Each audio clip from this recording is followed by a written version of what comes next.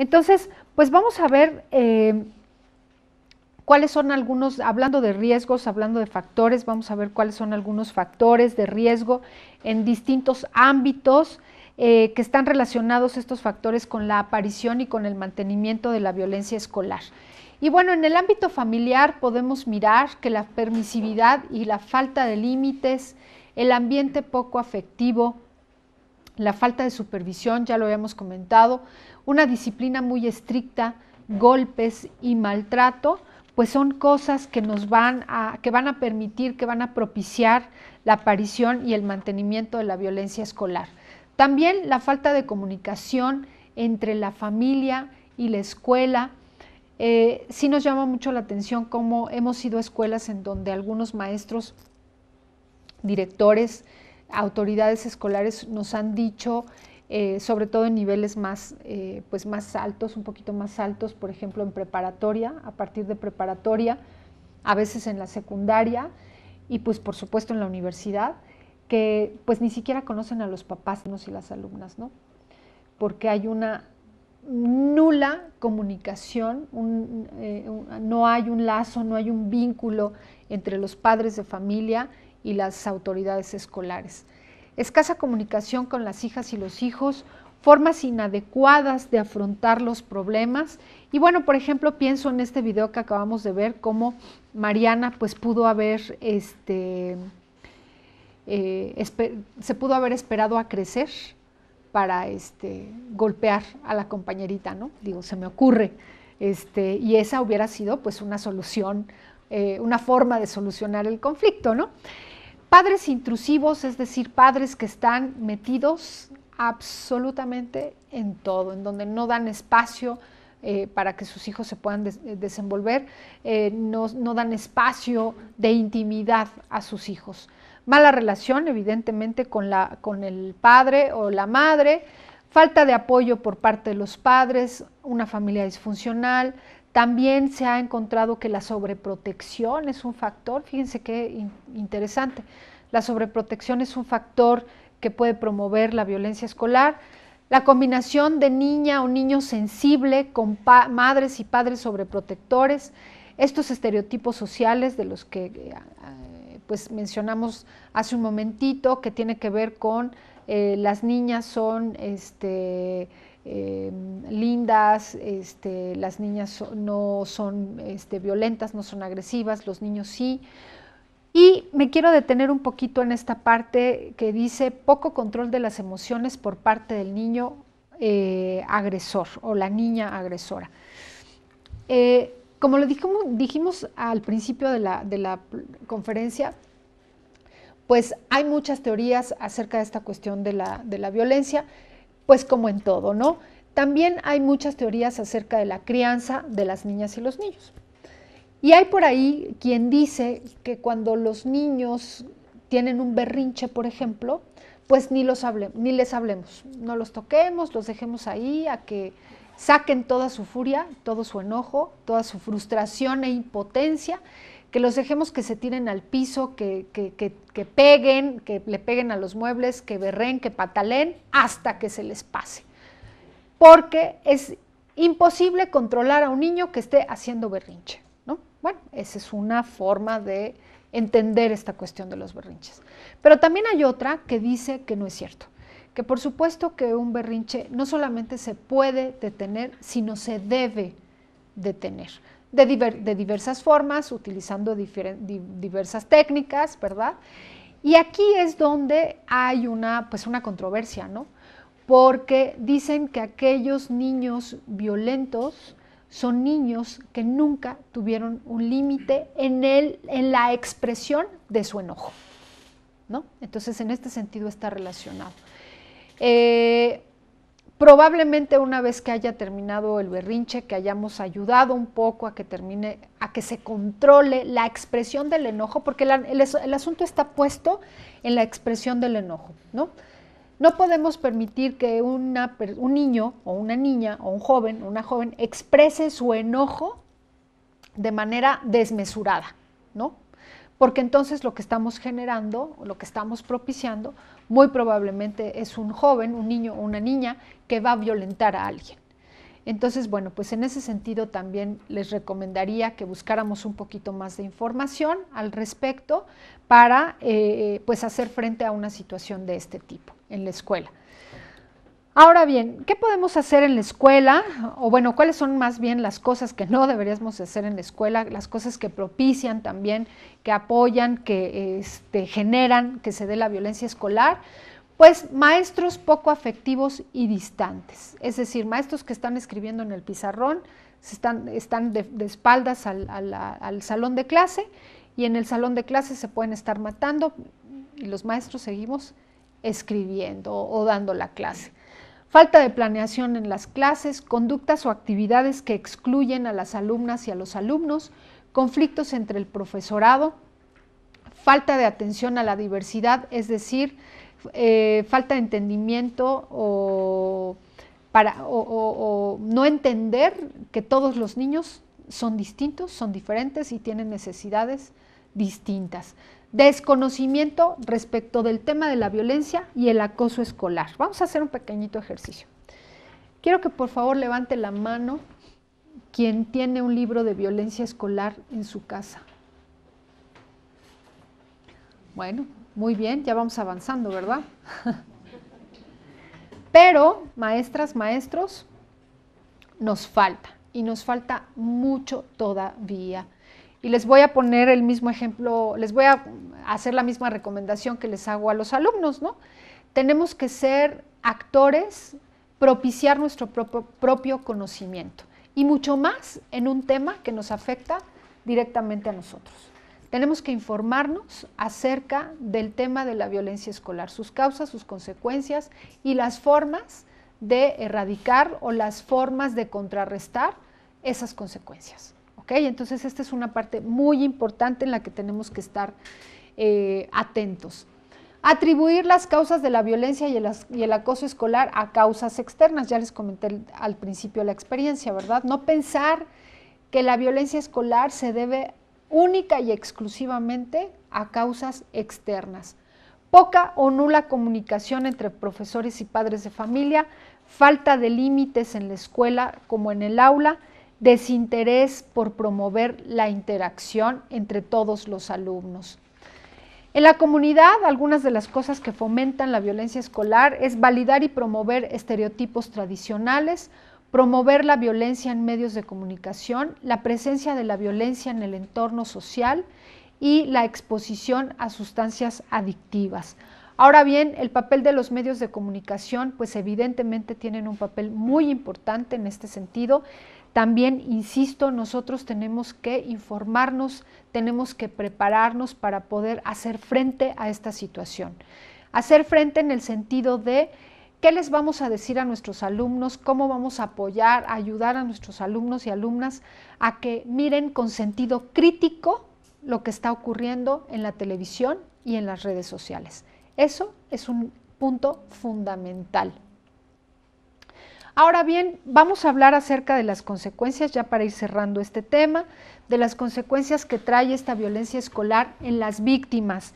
Y es vulnerabilidad psicológica o física, poca facilidad para hablar de sí mismo, pérdida de habilidades o disminución, yo aquí diría, pérdida o disminución de habilidades para afrontar los conflictos, sentimientos de soledad, infelicidad, problemas de salud. Es muy frecuente hoy los problemas de salud, sobre todo gastritis, dermatitis que están presentando, dolores de cabeza que están presentando los alumnos víctimas de violencia.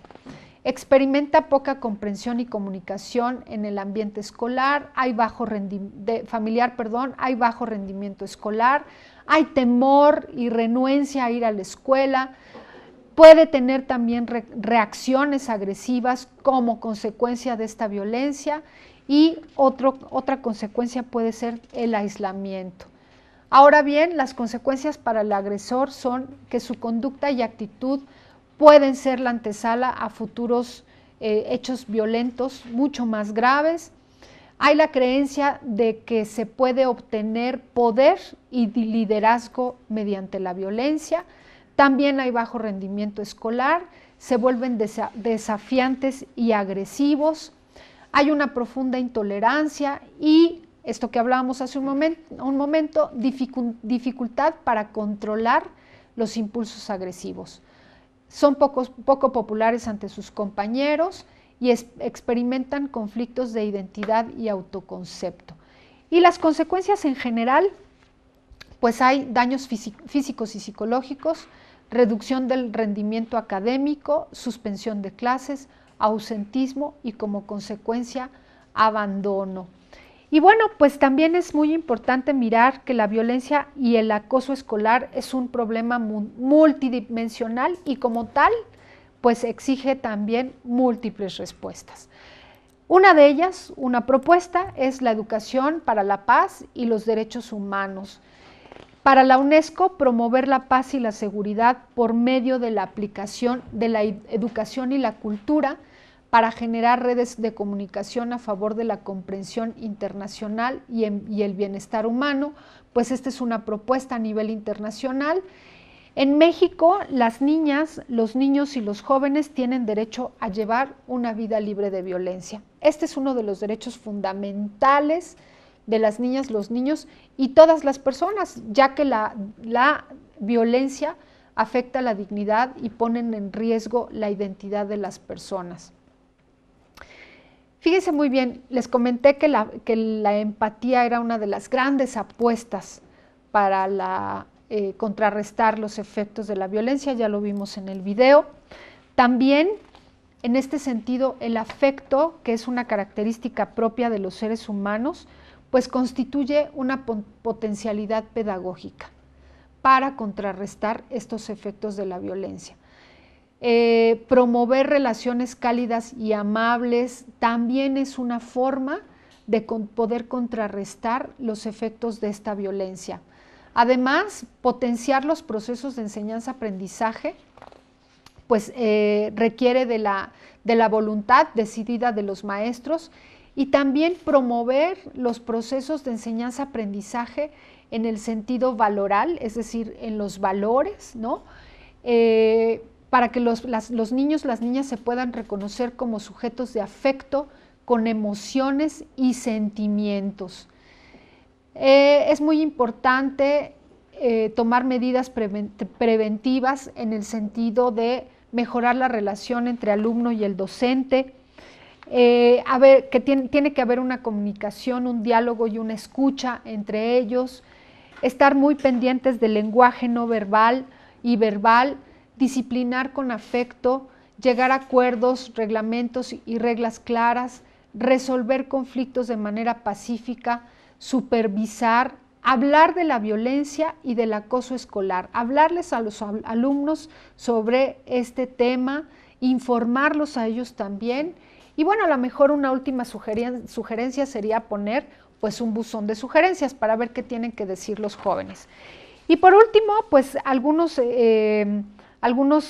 cosas que podemos llevar a cabo para prevenir en la familia esta violencia escolar, pues sería preocuparnos por los hijos, crear canales de diálogo, estar pendientes de los posibles síntomas como el nerviosismo, la falta de apetito, el bajo rendimiento escolar, controlar y supervisar conductas de los hijos, determinar límites y normas y educar, nuevamente insistimos en esta parte, educar para controlar las emociones, ayudar a nuestros hijos, a nuestros alumnos a saber convivir con los demás y brindar apoyo emocional, fortalecer aptitudes y habilidades sociales y emocionales. Y bueno, pues vamos a terminar este tema con esta frase que dice: un profesor trabaja para la eternidad, nadie puede predecir dónde acabará su influencia. Y bueno, pues hemos terminado con la presentación. Vamos a continuación, daremos inicio a la sesión de preguntas y respuestas. Bueno, nos dice José Antonio Jiménez Rodríguez de Tlanepantla, Estado de México: el video de violencia sexual se utiliza para concientizar o modificar actitudes en áreas diagnosticadas de alto riesgo o desde la fase preventiva a todos los alumnos, o no se hace, siempre acompañadas con especialistas o mejor conocedores de estos temas. A ver si estoy entendiendo la pregunta. Sí, evidentemente este video se utiliza para concientizar, pero también puede ayudar a modificar estas actitudes en áreas diagnosticadas de alto riesgo. A ver, la cuestión aquí es que sí hay áreas donde se supondría que los riesgos aumentan, pero también hay que quitarnos de la cabeza la idea, porque sería entonces estereotipar, de que este tipo de conducta solamente ocurre en ciertos lugares. El índice de violencia sexual ocurre en todos los ámbitos. Se da en todo tipo de escuelas, en todo tipo de lugares en donde se elabora, por ejemplo, en todo tipo de familias, ¿no? Entonces esto hay que tenerlo muy en cuenta. Siempre acompañadas con especialistas o mejores conocedores de estos temas. Bueno, si tenemos la posibilidad de tener a nuestro lado un especialista que pueda explicar este tipo de temas, pues sería ideal, pero pues lo importante es que nosotros también nos podamos, podamos informarnos acerca de este tema en particular. Dice Alberto de México DF, ¿qué hacer cuando el acoso escolar se empieza a dar desde el profesor y conjunto con sus alumnos realizan burlas y es discriminatorio el trato con algún alumno en particular? Y este alumno afectado busca apoyo con los directores de la estancia educativa y lo único que encuentra es más agresión y amenazas. Y por tal motivo el alumno toma su decisión de ya no asistir al colegio o empezar a generar él mismo más violencia. Bueno, pues qué terrible. Para empezar, qué terrible, ¿verdad? Déjenme comentarles una anécdota que me platicó una alumna de una escuela. Se levantó cuando fuimos a dar el tema a decirme que había perdido algunos materiales que había llevado a la escuela. Entonces, cuando le pidió algo a un compañero, algo que ella había perdido, el compañero se levantó y le dijo a la maestra, maestra, fulana de tal ya perdió sus cosas, debería de expulsarla. Y la maestra se levantó y le dijo, sí te vamos a expulsar, en tono de broma, sí te vamos a expulsar por haber perdido tus cosas. ¿Cuántas veces te hemos dicho que tienes que ser responsable con tus cosas? Que no puedes permitir que las cosas se te pierdan, porque después tus papás vienen y nos reclaman, ¿no? Entonces, bueno, esa es una clara, también muy clara situación en donde el maestro participa, bueno, maestra, en este caso fue maestra, participa de esta agresión. Bueno, en primer lugar, siempre hay que acercarnos a las autoridades educativas. Si estas autoridades no nos responden, no nos dan una respuesta satisfactoria, siempre tenemos la posibilidad de acceder al siguiente nivel. Es decir, en el momento en el que haya, por ejemplo, una junta técnica, con el responsable de la junta técnica, con el inspector de zona, y si no encontramos respuesta, pues evidentemente siempre habrá otras instancias a donde se pueda acudir. Es preferible, maestras, maestros, siempre, pues resolver el problema en ese momento, que no se haga más grande, pero pues evidentemente siempre habrá otras instancias, como por ejemplo pues la CNDH o mismas autoridades de la SEP también. ¿Okay? Dice, ¿es posible que se nos haga llegar el material? Nos pregunta Ana de Nayarit. Sí, ahorita que termine la sesión nos vamos a dirigir con la maestra Nora, que ella nos va a orientar acerca de cómo pueden ustedes acceder al material que acabamos de dar. ¿Hay alguna diferencia entre bullying y acoso escolar? Se usan como sinónimos, bullying y acoso escolar.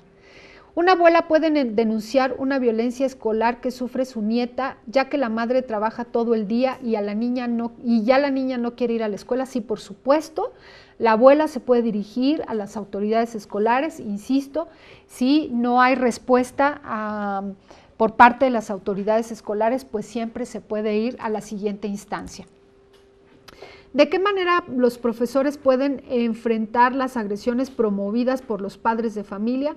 Bueno, pues también los profesores pueden acudir a las autoridades escolares para saber si dentro del ámbito escolar se puede resolver el problema. Si no, pues siempre los maestros tienen la posibilidad de acudir al Ministerio Público en caso de que sea una agresión mucho más fuerte. ¿Qué seguimiento se le da a los maestros que están generando violencia ante sus alumnos? Bueno, pues evidentemente como servidores públicos y como Comisión Nacional de los Derechos Humanos, nosotros tenemos la responsabilidad de vigilar que los servidores públicos acaten las reglas, las normas y de que no, evidentemente, de que no violen los derechos humanos de los demás. Entonces, en ese sentido, pues la tarea de la comisión es muy, muy fuerte, es muy grande, se da de diversas maneras. Punto número 1, capacitación, que es lo que nosotros hacemos. Nosotros vamos a los centros escolares, damos todo este tipo de capacitación. Insisto, se los comenté hace un momento, bueno, cuando en algún momento de la presentación, nosotros capacitamos a alumnos, padres de familia y docentes. Siempre tenemos la intención de cubrir como a todas las personas que están en el contexto escolar. Entonces eso es algo fundamental para nosotros. Existe una relación conocida en familias disfuncionales y o agresivas o desintegradas con actores principales del bullying en situaciones de alto riesgo. ¿En situaciones de alto riesgo se tiene como estrategia atenderlos integralmente? Sí, sí se tiene como estrategia atenderlos integralmente y sí hay una relación entre las familias disfuncionales y todos los actores que se puedan presentar en la situación de violencia. Ejemplo, puede suceder que en una familia disfuncional, en una familia con problemática, exista, por ejemplo, un niño o una niña que sea un copartícipe pasivo de la violencia escolar. Es decir, que diga, yo ya estoy cansada, veo tantas broncas en mi casa, veo tantos conflictos, tantos problemas, que la verdad yo aquí en la escuela ya no quiero más. Entonces, ¿qué hago? Solamente mirar. No es una regla, no es una regla que en todas las familias disfuncionales vaya a haber un agresor, por ejemplo, sino se pueden dar diferentes combinaciones, digámoslo así, ¿no? Sobreprotección liga a dependencia y falta de identidad. Me supongo que aplicado a hijos únicos debe ser mayor y más complejo. Lo mismo que a hijos de divorcio con una racionalización de sobreprotección por parte de la madre. ¿Cómo hacer para romper o modificar esa disrupción social y fragilidad en las posibles víctimas? Bueno, no necesariamente, sí tenemos que tener muy claro que esto no es de manera general, no es una regla. No podemos decir todos los hijos únicos, ¿no? Como dicen aquí, van a ser dependientes, sobreprotegidos y van a tener una falta de identidad y por lo tanto van a ser víctimas de violencia escolar. No. Yo conozco muchos hijos dentro de mi profesión, bueno, he conocido muchas personas, conozco muchas familias con hijos e hijas únicos y no necesariamente han sido víctimas de violencia escolar. Sí puede ser también que haya un vínculo entre sobreproteger, depender y ser víctima de violencia escolar. Sí puede ser, pero no necesariamente. ¿Qué se puede hacer? Punto número 1, si nosotros, por ejemplo, José Antonio Jiménez Rodríguez, que es la persona que nos está mandando este correo, ha detectado que ya se dio alguna situación en ese sentido, pues bueno, punto número 1, puede acercarse a los papás o a la mamá en este sentido y comentarle sus inquietudes, ¿no? A lo mejor decirle, señora, hemos detectado algunas de estas cuestiones en el aula, me llaman la atención, estoy preocupado, he mirado que fulanita de tal muestra signos de dependencia, por ejemplo, de baja autoestima, y esto la ha llevado a vivir una situación de violencia. ¿Qué opina usted? Fíjense que el trabajo con los papás es muy complejo, es muy complicado. En todas las escuelas a donde vamos, todas las maestras y todos los maestros siempre nos comentan tener dificultades en ambos sentidos. Yo hago un ejercicio con los papás que a lo mejor ustedes pueden replicar en su escuela, se los comparto. En una junta con los papás pueden preguntarles lo siguiente. A ver, imagínense que en este momento, su hija o su hijo están siendo víctimas de violencia escolar. Un compañero o compañera en este momento le está haciendo la vida imposible. La está humillando, exponiendo, sometiendo, etc. ¿Qué sentimos? Y entonces habrá papás, muchos papás, casi todos los papás dirán coraje, impotencia, ganas de salir y reclamarle a la niña, al niño, incluso habrá papás que digan que se sentirían deprimidos, etcétera, etcétera. Ok, muy bien. Pues sí, efectivamente, cuando sabemos que a nuestro hijo o nuestra hija lo están lastimando, maltratando, sentimos un gran coraje, una gran impotencia, ¿no? Ahora, pensemos que en este momento nuestra hija o nuestro hijo está violentando o está maltratando a un compañero o compañera. ¿Qué sentimos? Y les decimos, pero seamos honestos, muy honestos. ¿Qué sentimos? Y habrá papás por ahí que dicen, no, pues qué pena, vergüenza. Y uno que otro por ahí dirá, también la misma impotencia y el mismo coraje. Bueno, no lo ponemos en duda, pero en general, pues no sentimos la misma impotencia y el mismo coraje que sentimos como cuando están lastimando a un hijo o a una hija, ¿cierto? Entonces, bueno, si nosotros logramos hacer que nuestros papás se sensibilicen en ese sentido, que los papás de nuestros alumnos y alumnas se sensibilicen en ese sentido y podamos generar empatía en ellos también para que a su vez ellos puedan desarrollar, ayudar a que sus hijos y sus hijas desarrollen esta empatía, pues vamos a tener mucho trabajo ganado.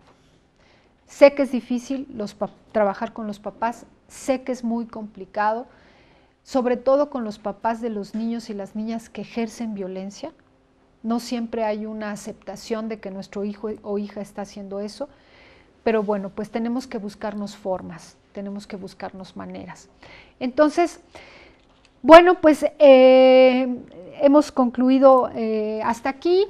Para finalizar, vamos a agradecer la presencia de los docentes que nos acompañaron el día de hoy, asimismo como los que nos siguieron a través de esta transmisión en vivo, invitándoles a la siguiente conferencia el 23 de mayo presente, en punto de las 9 de la mañana, con el tema Formas y sugerencias de intervención ante la violencia escolar, impartida por una servidora. Que pasen un excelente día. Muchísimas gracias.